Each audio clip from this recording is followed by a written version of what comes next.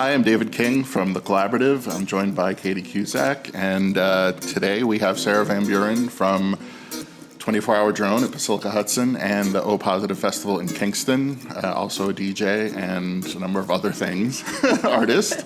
And so Katie and I, and actually almost the entire crew from OSM, were at 24 Hour Drone, and it was interesting because for some of us, we've done it before and knew what to expect in some ways, and other folks didn't, but I think came away with, a whole new sort of sense of what this was, and what the possibilities are even for next year.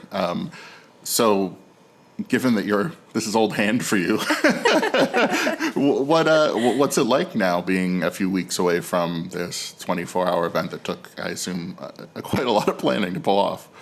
Well, first of all, I wanted to say how impressed I was that all of you stayed up the whole time, because for the most part, it's the core team, all of us who have done it every year, pretty much, and most other people sleep at least for a minute, So I was really psyched. You ran the gauntlet, and you're one of us now. Well, you become one of us. For fairness, if we're going to bring this up, I think we should talk about this, because it was one of my favorite parts to see how people dealt with sleeping, because I cannot sleep in public spaces like that, and for years I would go to the city to see a run of X amount of shows from one band or whatever, and I'd be up for the 3 days because there was just no way that other people would sleep in the car or in the cafe or whatever, but I couldn't do it. So I knew I wasn't sleeping. Richard, our photographer who also has like an approach to this, because he's like a sneaky sleeping champion. Yeah, like he'll prop himself against the wall, standing, fall asleep for like 2 minutes, and wake up as he's falling. And it's a system he's developed. And he was explaining this. Yeah, and I didn't know that. Yeah, it was insane. And I thought, because I know he, last year, he had taken a few trips to the car. Yep. And would nap for 10 minutes and come back. This year I'd say to Zeb, where's Richard? And then you'd sort of hear a snuffle, and then he'd be awake, and he'd walk downstairs to shoot like nothing had happened. But he was definitely asleep for a minute, and he's like, oh yeah, that's my technique. And I mean, that was interesting. And then Katie, I don't think I thought she was going to make it all night, but a few times we found her slumped against the wall. Yeah, and Richard got a picture of me. Of course he did. Yeah. Yeah. I know. I'm propped up between where everybody was set up for sound, and there's that sidewall. Mm-hmm. I was literally between two steel beams, my whole body was stuck between them, and they were holding me up, and I was just You were inside the I-beam? Yeah. That's a really interesting technique. I was like, this way I won't. Well, because I could feel myself start to be between the.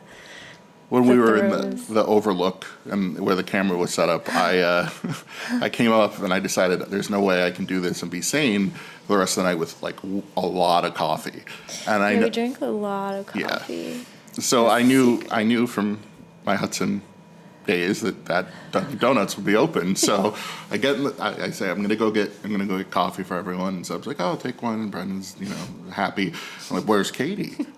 And they're like, well, she went over in that corner over there. And the corner's dark. There's nothing over there. There's just so I think she was charging her phone. And they're like, yeah, she hasn't come out. And I look over and it's just pitch blackness. I'm like, I'm going to assume she wants a coffee. So I drive out. My phone kept dying because I was doing all the Instagram stuff. But yeah, I drive out, and I almost ran out of gas because I forgot I was. Oh my God. Yeah, and then, and the people at the Dunkin' Donuts seemed a little confused about why my order was so big. But then I came back, and Katie was awake, and everyone was ready to go. So it was just everyone dealing with it in their own way. But it was fun. It was. It was great. Those hours from it's hard to place them, but I feel around 3, autonomy, that was so, yes. I was this is it. That was amazing. I love that so much. She was so amazing. That was actually when I laid down. I didn't sleep, but I laid down on a bench behind the front of house. Yeah. But that was the perfect time for that. Yeah, it was nice. Yeah, really beautiful. Mm-hmm. Yeah, but to answer your initial Sorry, question, David. yeah. No, it's okay. I mean, there's a lot of processing that happens after you do something like that. And, like I was saying, we as a team, we try to do the debrief within the first week after the event, so everything's still fresh, so we can talk about what worked, what didn't work, what we can improve upon, what we can build upon. And then in addition to that, we like to hear from the artists, the attendees, anybody that was involved with the event to improve upon it, and also just to get their feedback. It's really nice to hear what people have to say about it. And the first year we did drone, I mean, way less people, much more of a hyper localized event. Folks in Albany probably didn't even know about it. We afterwards sent out a survey to the audience members to ask if they had dreams or if they slept or if they dreamt what they dreamt about, just to kind of get. I was just really interested in the whole point of this event is you're reaching liminal states with other people in a communal setting through sound and through sleep or lack thereof. And so I think considering that it takes you a while to recover from something like that. But I know that this year we're also, I don't know if this has happened yet, but there were quite a few audience members that were doing their own projects during the event, like knitting or drawing or writing or reading books. And so we were interested to find out what those people were doing, and is this some sort of durational project of their own that's kind of happening in tandem with the music, with the event. That's something that I started noticing last year and was really looking for this year was people who were like sketching things and like writing diligently. Last year there was this group of people in front of me who were like really just like going at, and I was like, this is really something. So that's something that would be really interesting to learn is like if this is something that people line up in their plans for a year, like this is like, I know I'm going to drone and like this is going to help me push through this project that I'm working on. Like it's that meditative state that you reach, I think, during that whole 24 hours is like so powerful. That's like really, that'd be really interesting if people were willing to give feedback of like milestones that they've reached in their art, their own art through that. Yeah, I mean, I'll keep you posted if we hear from these folks, because I agree with you. I think that anytime you're doing something communally, the power is heightened, and if we're, in some sense, creating a portal. I mean, who knows what could be channeled through that creatively. I mean, that's essentially what that is. So. I mean, for me, I came to terms pretty quickly with the idea. And by that morning, it was deeply, like, overtly psychological for me. and by the morning, I was, contending with the idea that, okay, this is, I've talked to Melissa about this, and her sort of thoughts about it. And thinking I was perhaps in a more... how do I say this? That I had resolved more things within myself than I might have. And by the time morning rolled around, I realized, no, I want the tumultuous, angry, cathartic stuff, because that's what I'm more used to living with. And that's my mental state, and that's what keeps me feeling sharp and involved and whatever. But when it came to the morning where the trancey stuff started again, and I was living with myself in this very tired state, and I wasn't being drowned out by these waves of sound, I was like, no, I can't. It's me. It's just me, and I'm left with myself, and I'm not okay with that. Whoa. and I realized I don't want catharsis. I just want the turmoil. That will drown out the other stuff. And it didn't feel that way last year, so I don't know what's going on with me, but I guess I better go see a therapist. But or cut down on your caffeine intake. That's true. We were loaded up on caffeine. Yeah, that's true. Gets deep on the podcast. Yeah, we never know. Sorry, my daughter's just turned on YouTube in the corner. It's okay. It's all right. It's okay. Thanks for your input, Asha. This podcast is real life. That was the theme music for. Things got dark, and then we fixed it. Dun, dun, dun, dun, dun. Like LeVar Burton on Reading Rainbow. Yes, that's what it sounded like. But don't take my word for it. Take a look. So, I mean, Katie, what was your, well, first of all, I guess, Sarah, what were you looking forward to most about Drone? I mean, you're involved in planning, and was there something, a moment or a time of day that you were looking forward to, given what went into it? This year was tough, actually. People kept asking me, like, what are your key things that you're really excited about? And I said, like 5 p.m. through 1 a.m. I couldn't really pick a particular thing. I mean, there were definitely some highlights in hindsight, some things that I really loved, but it was difficult on the front end because we really strive to present work that is disparate from one another. And then Right. the conversation is, how do those things connect? I mean, obviously they all connect because they're all drone, but are there other interesting intersections that you wouldn't expect? For instance, last year with the bagpipes, them being inserted into, in between some more sort of experimental noise kinds of settings. I mean, this year I think that happened again with Amelia Moon, who's actually locally based. Well, she's in Kingston, but she played right before Chris Anderson, who invents his own instruments that are super delicate glass harmonicas. I don't even know if that's the right word for it, but they're these pipey things with these glass tendrils coming off of them. But just even that confluence was really interesting because it was harmonious, even though you would think there would probably just be discord. So I think that's just a cool thing, is seeing how those things intersect, because in your mind you have this idea of what it's going to be like, and often it's not. Yeah. And sometimes it works really well, and sometimes it's more challenging. But I think either way, I like that surprise. Yeah. Well, I think that's a good point to sort of like do the hindsight type, because you don't really know how it's all going to flow together, and you don't know what the moments are that are really going to like smack people in the face. You know what I mean? I feel like there's no other way to sort of describe what happens, but there's like this moment because you're in that like drone, because you kind of get into the rhythm of it, I feel like, when you're there and you're just like walking around and you're in it, and then there are certain points that you're sort of like, wait, what was that? Like, and it shifts you, or it turns you around, or it sends you in a different direction, and it's just like there's a lot of that draws you in and out. Definitely. I was very surprised. I was taken aback by Reg Blor's performance, because she is such a virtuoso, and She's such a badass. yeah, but what she dropped was straight emotion and badassery. Yeah. And then we got to talk to her afterwards, and it was extremely powerful, to learn about what was fueling it, and but it caught me off guard because I didn't expect it to be that Moving. and blunt, and but then I thought the most nuanced and surprising performance for me was, and now I don't even remember their name. It's terrible. The experimental violinist and the local drummer, drone drummer.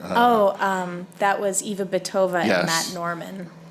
That was sort of a revelation, and Something too.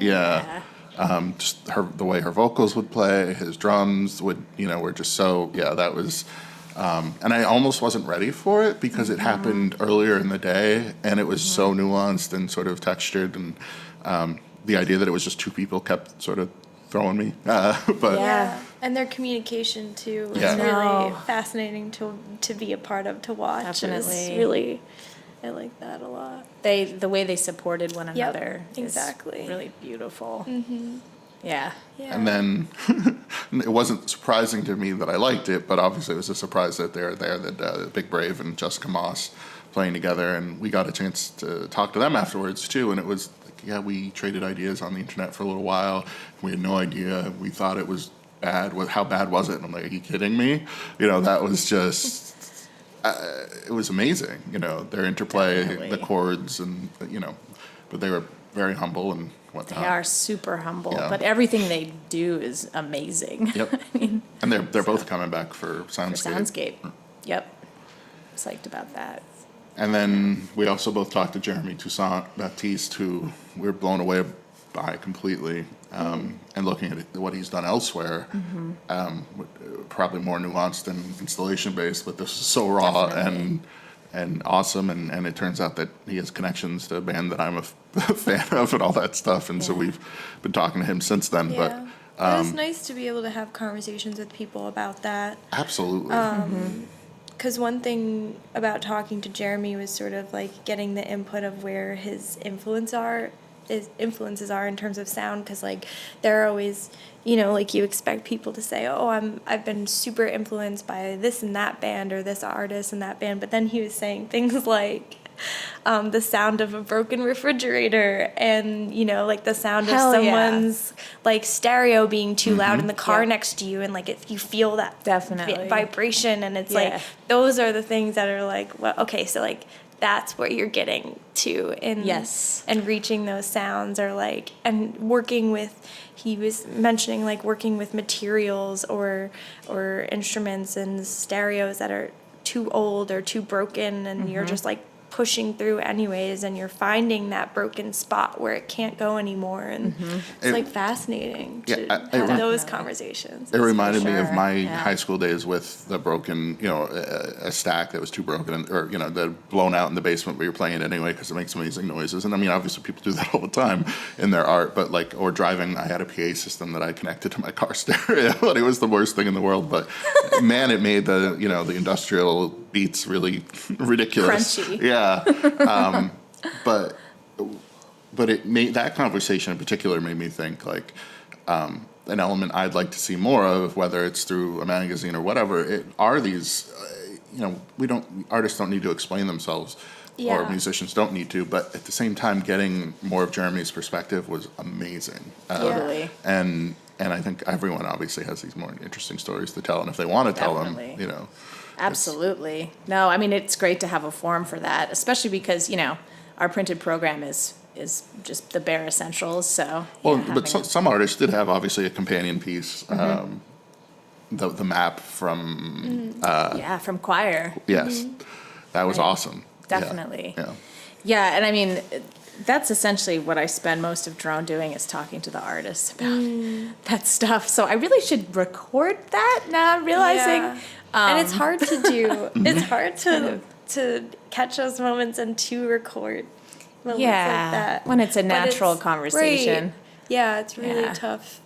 But it's just like so special to have sort of something that you can reference back to when you're listening to their work later, and you're like, you know, like that does kind of like harken back to that kind of sound, or oh, that does remind me of something that, you know, like I heard 15 years ago, and just like this memory pops up or something like that, and that's sort of interesting about it. Well, maybe we need to create a drone zine for Drone 2020. We should talk about that. I'm down. We could reach out to all the artists. I mean, at this point, there's hundreds of artists that have participated in it. Yeah. That'd be cool. Yeah. Think about that for later. Lock that one away. Yeah. But you have a few months now before O+, or positive. Sorry. It looks like, I mean, the way it reads is O+. But I just see it as typo negative, but that's totally. No, but R.I.P. Peter Steele. Yeah. Otherwise, we would have totally asked him to play O+, like, you know, years perfect. ago. Yeah. I mean, to my mind. Or maybe it would have had a weird, the forces would have. There would have been some kind of implosion. Powerful. Yeah. Typo negative at O+, like we would have ceased to exist. I don't know. But it's a nice idea. Yeah. Oh my god. So what goes into it now? Where are you in that? Okay, good idea. Good question. Where am I? Good eye. Should I think Well, one thing I should mention is that I'm the festival producer for the Kingston Festival, which is sort of the flagship event. It's the origin of O+ as a nonprofit organization that's nationwide. They've done other festivals in other cities. So Poughkeepsie last year, they've done it outside Chicago, outside of somewhere in California. I can't remember the town. The Bronx, and they're actually doing one in North Adams for the first time this weekend, right now. Yeah. So the portion of the national team is really focused on that. Cool. But because I'm working on Kingston, at this point, we just did a bunch of new hires. There's a lot of timelines, kind of cat wrangling, organization stuff going on. I think that's a large part of what my job is wrangling people. We have a lot of meetings, talking about, I mean, this is year 10 for Kingston, and so it's also the organization's 10th birthday anniversary. Yeah. And so what does that look like? And so in terms of Kingston, as you probably know, like a lot of places in the Hudson Valley, it's suddenly growing exponentially with an influx of people, folks from moving away from the city to settle in Kingston. And how do we cultivate smart development and sustainable development in a place that doesn't displace the core citizens that have made that place what that place is. And it's like that age-old conversation about gentrification, which, I lived in New York City for 10 years, and I lived in Brooklyn, and I now live outside Hudson, and that same conversation is happening there. It's following everyone. Yes, Yeah. yes. So it's so I think in Kingston they're really mindful of this, and I mean Kingston is sort of poised to treat it differently because it was so emptied out. There's a lot of available space there. You can't really say that about Troy. Well, I don't know. Maybe you can say that about Troy, but you definitely can't say that about Hudson. Yeah. So the conversation is a little bit different because there is potentially space for everyone, but how do we make it so that people aren't displaced and we are a unified community? So we're bringing in some other partner organizations to help kind of stimulate that conversation, and that's like one of the themes around the 10th anniversary of O Positive is what do the next 10 years of Kingston look like? How do we create a sustainable situation for everybody here, and work with social justice organizations and other nonprofits that are based in Kingston and are doing good work to elevate everybody, not just the chosen few. So that's a big conversation that's happening. I mean, the growth of Kingston is just so stunning because, when I was a kid and was going to summer camp out there, I was going there for my mother's work, and IBM was sort of slowly and pulling out, and the husk. It was essentially a strip mall. At the end, there was a strip mall and a husk of empty corporate buildings. So to see what has become is just, it's stunning. The idea that there's a VHS store is like, there's a record store. There is? Yeah. Oh, interesting. Yeah, it's just, it's amazing. And it's interesting to see that the arts are playing such a strong role in it. Definitely. Because that's obviously, I don't think what anyone figured when IBM was leaving. It was that they'd get IBM back or, or something, In the form of smaller startups. Yeah. Because I actually have a few friends that work for a tech startup in Kingston that employs maybe like 50 or 60 people right on Wall Street there in uptown Kingston. So yeah, it's kind of a funny irony. Yeah. But yeah. So yeah, I mean, O Positive is very much a community-driven festival, and so it's important for us to listen to what the community needs to, and focus on those things. And there's a lot of different ways we can do that. There's many different branches to the O Positive Festival tree. You have the musical performers, you have artists, you have muralists, different kinds of visual art being presented or performance art. But then there's also Explore, which is health and wellness classes.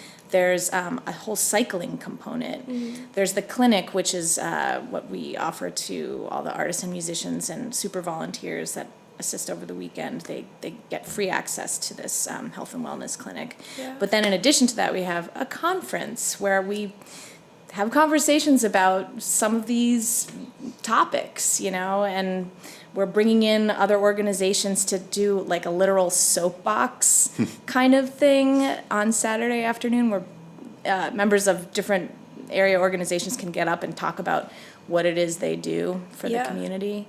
And bringing in Radio Kingston, they'll be broadcasting a lot of what we do. So yeah, it's very multifaceted. Yeah.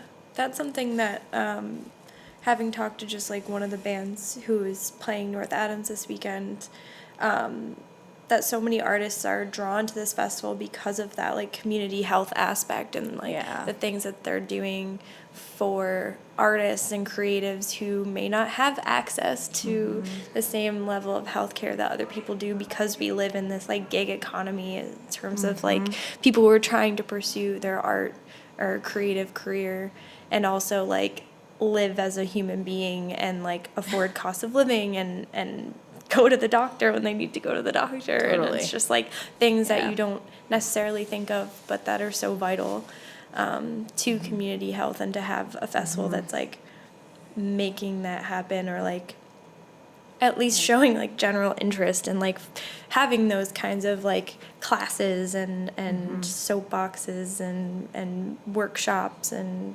conferences. I mean, it's just like the more attention the better, I think. Totally. Agreed.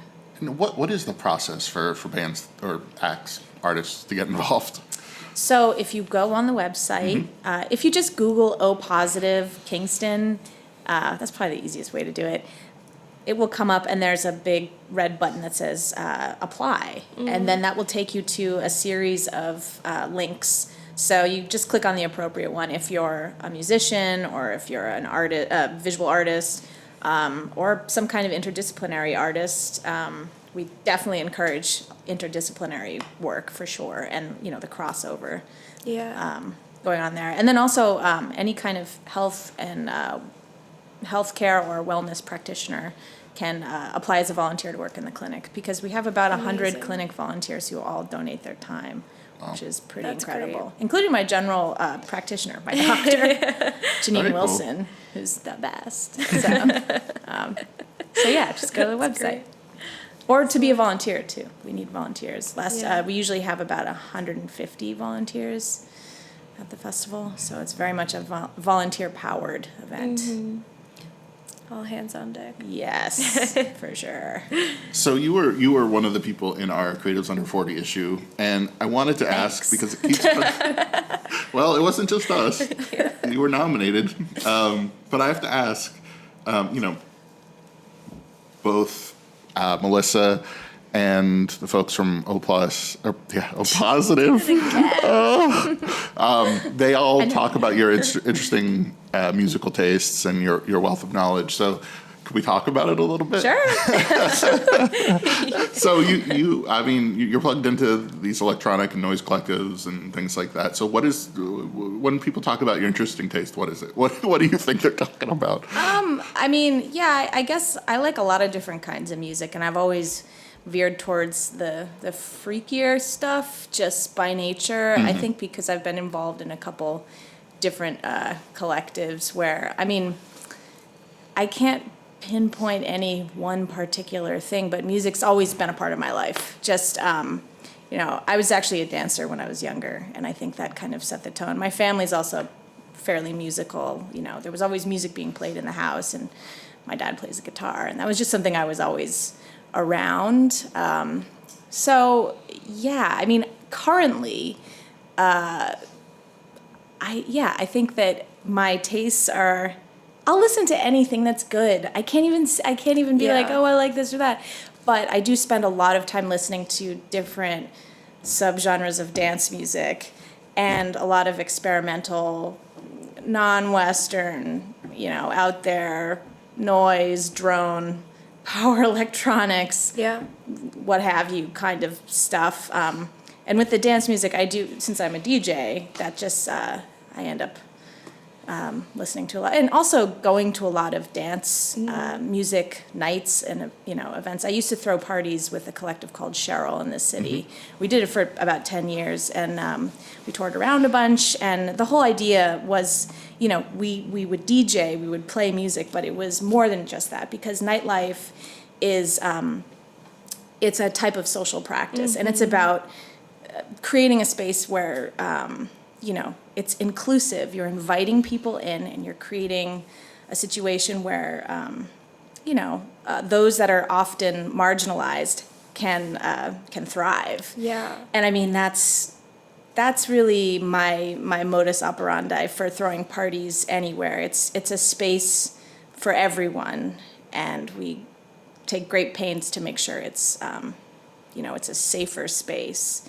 And I'm actually in the process of teaching a bunch of people in Hudson how to DJ, and we're starting a collective called Mostly Girls. So we're gonna start doing things with that. But yeah, I think it's important to give people tools so that they can do it themselves, and especially folks who might not have felt it was for them, or they didn't get access to it. And most of the time they're mostly girls or, non-male identifying folks. So because I've had that opportunity, I want to pass that along to other folks. Yeah. So. Absolutely. I think that, in terms of, nightlife community, there is sort of, a group of people who feel more comfortable, they can, that it's, come as you are. Definitely. Mentality of, I don't know, I'm thinking of, nightlife type parties I've been to in the city. It's 6 a.m. and there's a whole group of people that are they're just coming out now. Yeah, definitely. This is them going out for the night, and it's cool, great. Yeah. Now we're gonna have this weird party in this back room, or just plants everywhere for some reason, and it's just you don't understand how anybody got here, but it's that community is so strong, and Definitely. and there is this very open space. Yes. Everybody is allowed to have their own space, but it's also this community Absolutely. energy. Absolutely. And I think a lot of those people are my friends for life. Yeah. And maybe they were my friends in a different life too, because the connection is very deep. But I also think in terms of what kinds of music I like, it's also important to honor the place that all of this came from, which is essentially music made by people of color, and just respecting that and kind of uplifting that and creating a space where that is acknowledged, because I think that's important as, techno and house and different kinds of electronic music become really popular in our, millennial culture, that we don't forget the origins of these things. So I think that's something to consider. Where are you getting your beats from? Yeah, definitely. What are you pulling from? Yeah. It's some random old song, okay, but who did that song? And, right. Yeah. And I mean, that's every other genre of American music. Yeah. You could have that conversation. Absolutely. So that's just that's sort of a conversation we were just having with our last guest, Jordan, who, is an Afrobeat percussionist, and Cool. has studied this, in Africa, and brought a lot of different things back. But, it's just not, as much as he's teaching other people, he's learning, because so much of this has been cut off from, the conversation. Definitely. And it is often in that kind of situation, it is about a verbal, it's a heritage that's passed along verbally from generation to generation. So that's really important. So not to switch topics in an abrupt manner, but did I see that you went to see Aphex Twin recently? I did. Very jealous. It was, actually, okay, so I have a few things to say about that. Okay. I'm all ears, because.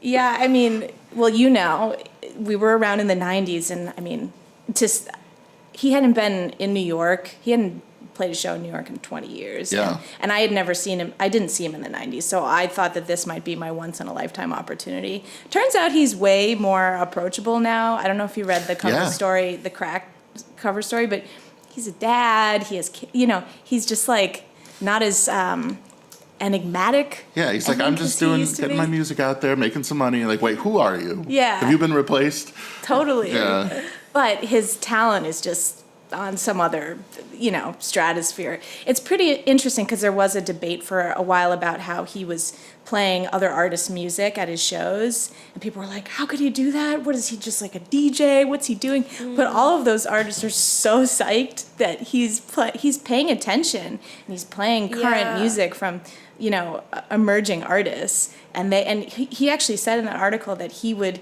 think about what city he was in. He'd be like, okay, who do I know in this city? And he'd try to play a track from somebody who lived there, which I think is super cool. Yeah. He's using his platform to uplift everyone.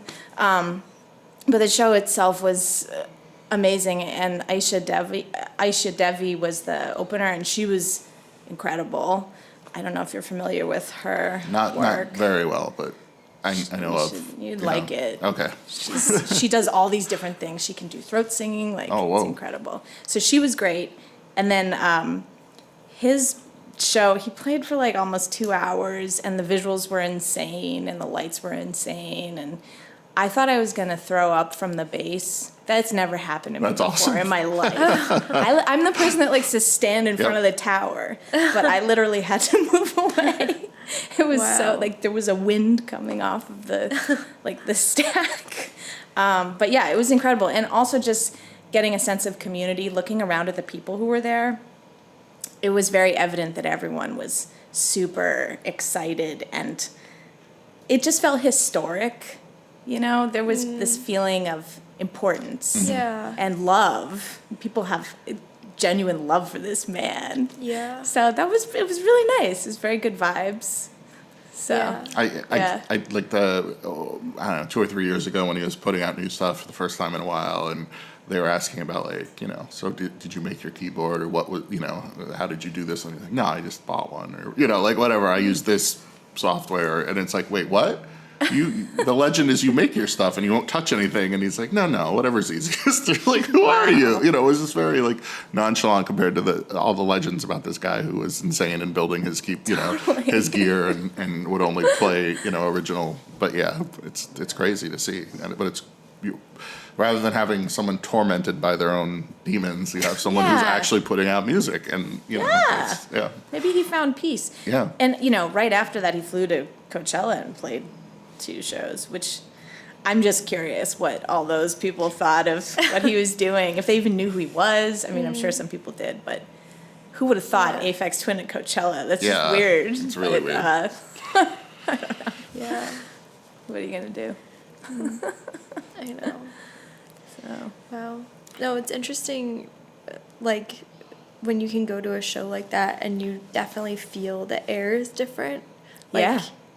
Like, you don't even have to look around. Like, you know, everybody's, like, paying very close attention. yeah. I feel like that happens a lot around here when we get, like, people who go away and come back.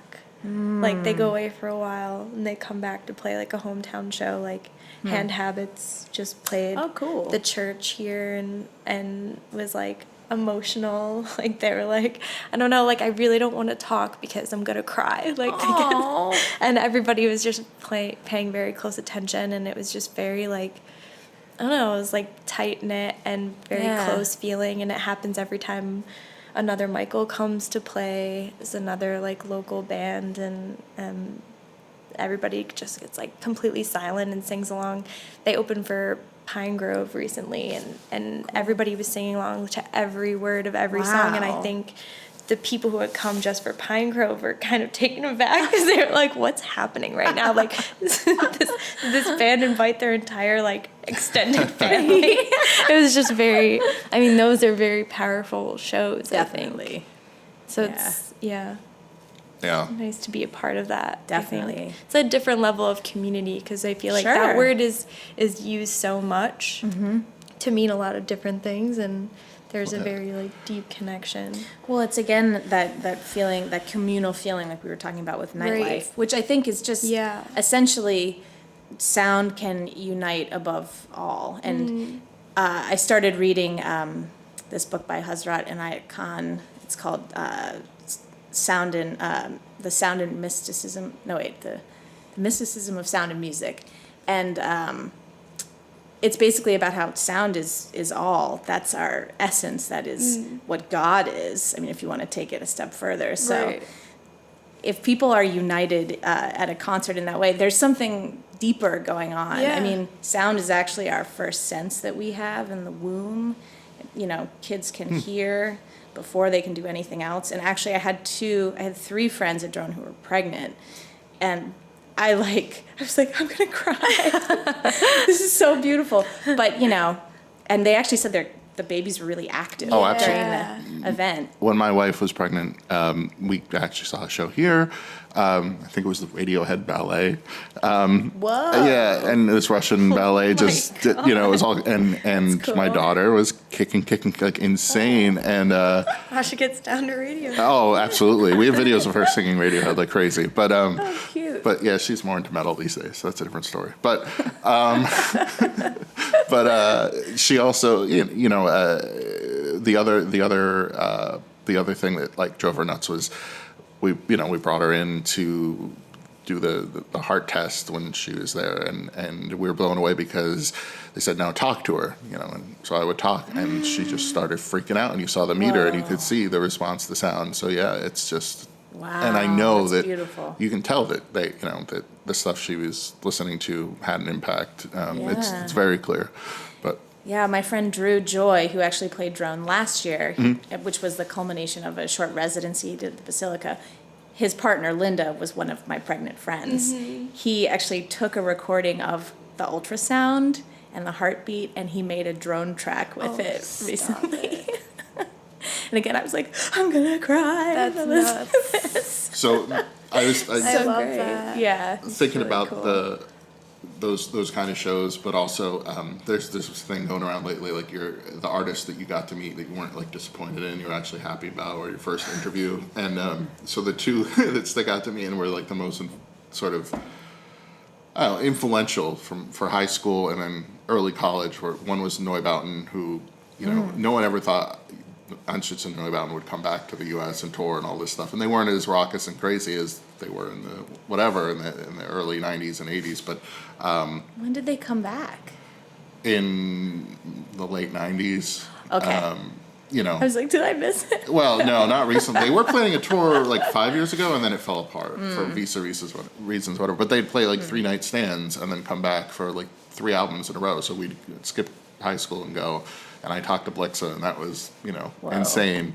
But then the other one in college was Gary Newman was doing his industrial thing. Oh, cool. And so we go to those shows, and it was amazing. And then I got to interview him for my college paper, and he was the most open and giving interview I've ever had. And it was like a guy who's legendary, but also trying to be current, and so he was paying attention and wanted to reach people. So it was really neat. I just That is thinking cool. about those shows, everyone was paying attention because no one thought they'd see this person would ever have the opportunity, and But Definitely. Anyway. And I think, you can even make the argument that subgenres of music, subcultures of music, are their own religions, Yep. and they have their high priestesses and their wizards and, their followers and people who dress like them, Yeah. it's like, Well, Yeah.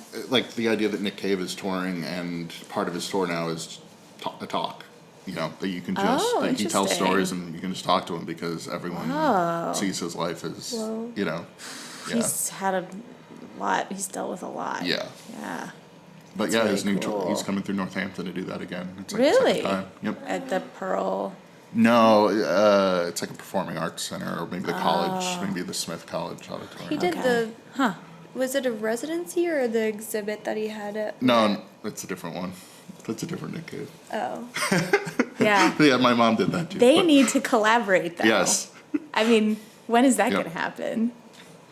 That would be When was amazing. that? It was 2 years and ago. years ago. Yeah. But yeah, he's been touring a lot too. So. But Yeah. Anyway. Very cool. Yeah. Well, thank you so much for coming on. Sure. Thank you for having me. When is O Positive again? O did it. Positive in Kingston is it's the same weekend as, I'm going to say, Indigenous Peoples Day, which I think is October 13 through 15, but it's that long weekend. This time it's falling a little bit later than it usually does.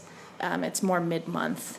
So you got time to think about it. But tickets, wristbands will go on sale a little bit deeper into the summer. You can sign up for our mailing list if you go on the O Positive website, so you can Are you going to Soundscape? oh no. I mean, I love Soundscape and the lineup is incredible, as it always is.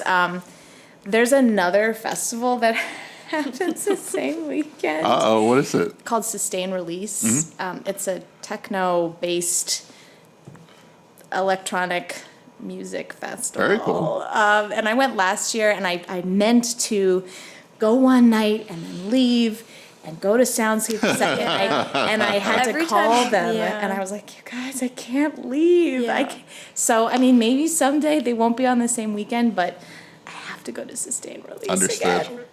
So it was do it. highly religious again. So what can I say? But, Gotcha. but it's gonna be, Soundscape is gonna be so great. rad. Yeah. It feels like it was tailored to my taste at the moment, so I'm really excited. It'll be a religious Yeah. experience for me, but Yeah, definitely. And they haven't even finished I announcing know. the lineup. It's so ridiculous. There's some surprises coming. Surprise. Awesome. Well, we'll see you in October, if not sooner. Yeah, definitely. Okay, sounds good.